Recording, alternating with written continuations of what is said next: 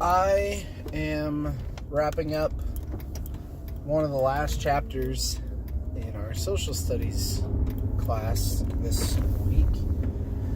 And one of the lessons in that chapter was on the Oregon Trail. If you're not familiar with the Oregon Trail, it was a path, in general, a path that settlers followed from the Midwest to the West Coast in the 1800s. And one way that I help make that unit more entertaining is by playing the old Oregon Trail video game from 1992.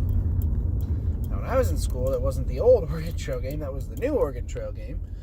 But the kids really seem to be taking to it. But one of the things you have to do is choose your occupation.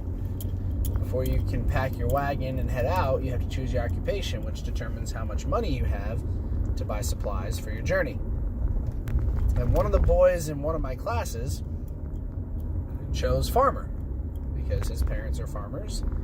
And he was disappointed to discover that he did not have as much money as the people that chose doctor or blacksmith, or I don't even know what some of the other choices were off the top of my head. But he had significantly less money than he was expecting. And he came up to me and he asked, I thought farmers usually have a lot of money, because his family is very well off and their farm is successful and they do a good job. What in the world is going on with this post? It's like freshly painted brown. It's weird. And so he was asking me. I said, well, you have to remember the time period you're in.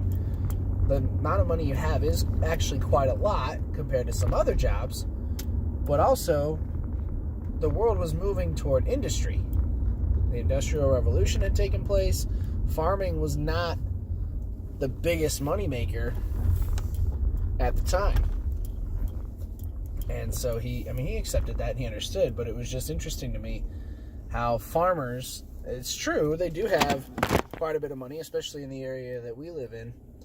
They're usually pretty well off. A lot of that money gets turned back into their fields and their planting and whatever else goes into running a farm.